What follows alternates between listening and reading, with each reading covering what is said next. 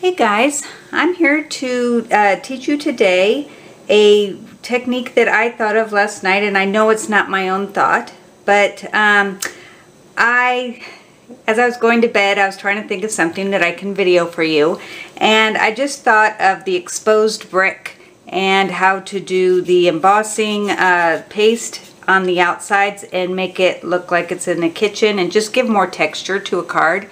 It's really hard to see in this picture, but it does have a lot of texture, and I wanted to show you an easy way of doing it. Alright, so let's get started. So I'm going to start with a piece of paper or cardstock white that is 3 by 4, and I'm going to stamp the kitchen. And why does he do this every time I start a video? He's so quiet for hours on end. Sorry, this is just my dog, sorry. His name is Jack. I love him dearly, but he does like to bark when I'm on film. Alright, so this is how it looks when it's just stamped.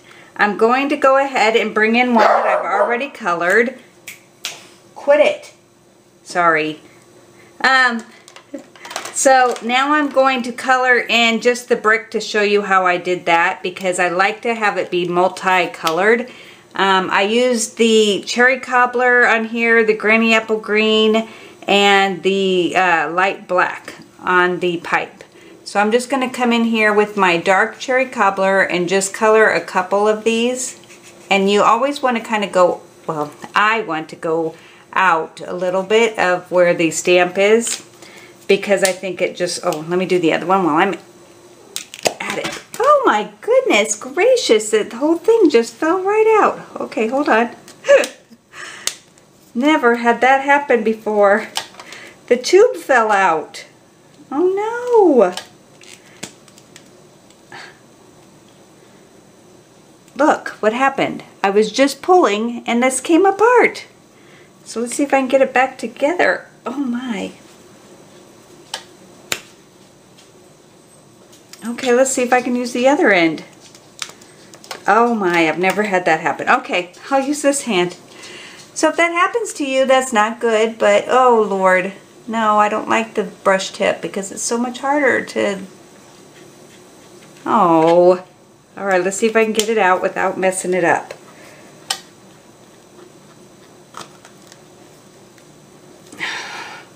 There we go. Goodness gracious. Never had that happen. Not good. I was getting ready to replace these anyway, but still.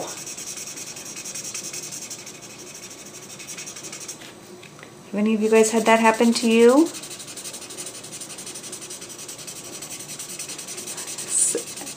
I mean, it's kind of like Murphy's Law. As soon as you go to do something important, something bad happens. Alright, so that's how I do my brick. Goodness, I am so sorry.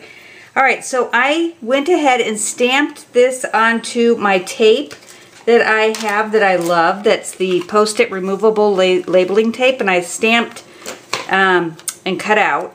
And I'm going to do 2 different layers, or more than 2, but I cover this, put this for the chimney, just for the top. And then I'm going to cover my exposed brick. And I'm going to bring in a piece of paper to put under, because this will be messy. Alright, so now I'm going to come in with my embossing paste, and you should always like put saran wrap over the top just to help keep it dry, and I keep it in the bag as an extra precaution. And you're going to come in with your tool. I'm going to sit down for this, and I'm just going to, because these are all covered, I'm going to wipe, oh wait, one thing I forgot, which is, let me get my tape. And one thing I always do is that this is not too sticky, but I always put it on my pants a couple times just to get off most of the other sticky. I don't want the floor to have embossing paste because that wouldn't make sense. This kitchen is in my dream, so we have to make it make sense. And just cover the whole thing, and you want it to have texture. So make sure that you leave like brush marks, though it's not really brush, but marks from your spatula to pick up the, when it dries, it'll pick up a little bit of the ink that I'm going to put on top of it just to make it more realistic. Okay, and then once you have that, you're going to scrape this, and then I just want to come in and scrape a little bit off where I have my pot handle and this right here, just so that it's not out. Okay, so it doesn't matter that you've gone over your mask. You just want to make sure that it's all covered. Well, there's a couple spots I missed. And it doesn't really matter because it's just the texture you want. It's not like you're doing a real kitchen. All right, so I'm going to close that. Put my baggie over it just so it won't dry out. All right, I'll put that away later. All right, so to help me, I am going to bring in my heat tool and I'll be right back.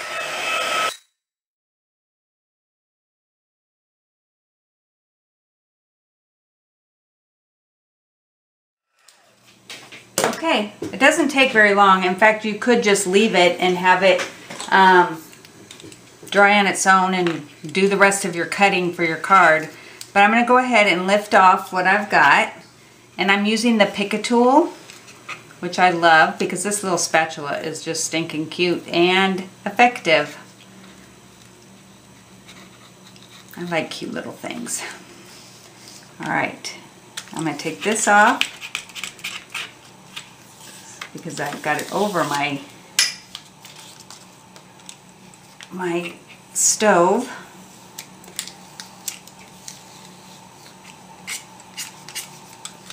Now bits and pieces might fall off onto your card, but it doesn't matter because it's already dry.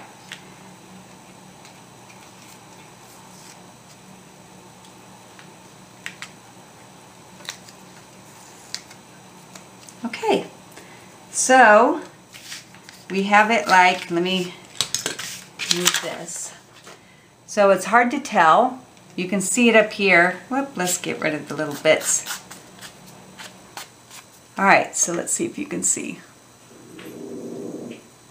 No, not that I can tell that you can. So I'm going to come over with a little bit, and I mean little bit, of crumb cake on a sponge.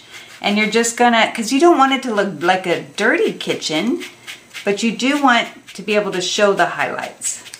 Oh, and I have my black smeared.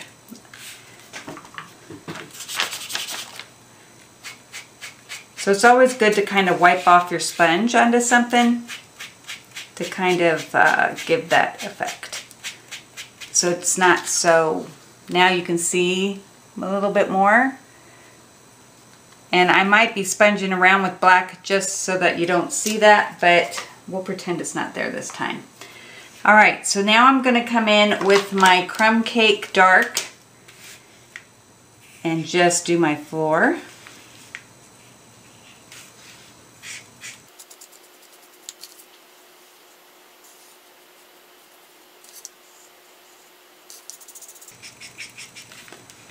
So now there you go. It's taking shape.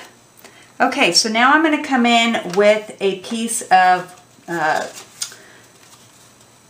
cherry cobbler. Sorry, my mind blanked out for a second. Let me grab my adhesive. And I'm going to go ahead and put this onto the back of the cherry cobbler. Now, as you can see, I already stamped it once, but I didn't like how it came out, so I did it again. You weren't supposed to see that.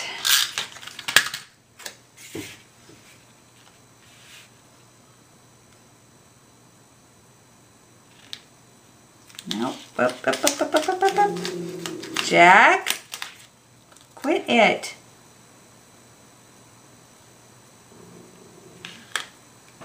He's always on. Okay, so there we have that. And then I'm going to put that on top of, I love to add layers, 3 3/8 by 4 3/8. And if you've been watching me, you know. Oh, and I'm going to, just so dropped it.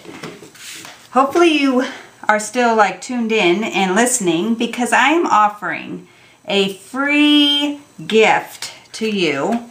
I'm going to send you 3 or 4 cards that I've made on this site. So I'm hoping that, I mean, if you want to pick which ones, you're more than welcome to. I'm going to put this on to 4.5 by 3.5. I want to have you be in the running if you share the video, subscribe, and hit the thumbs up button. I will put you into a contest to see who could get 3 cards from this, from the site. And if you want, you can put down which cards you want, and I'll see if I still have them, because sometimes I do mail them out. I'm going to go ahead and put dimensionals on this, because I want this to go on to my champagne.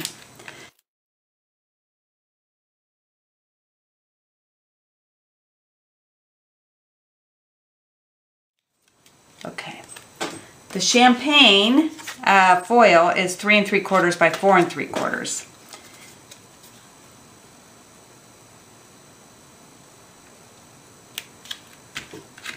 Doesn't that look pretty with the champagne behind it? Okay, then I'm going to put it onto a piece of 4 1/4 by 11 piece of black cardstock and put my adhesive on here. So I hope you go ahead and do a thumbs up and share the video and be a subscriber. If you're already a subscriber, don't worry. I don't know why it's not going. Don't worry about, you know, like, because I'll know if you subscribe.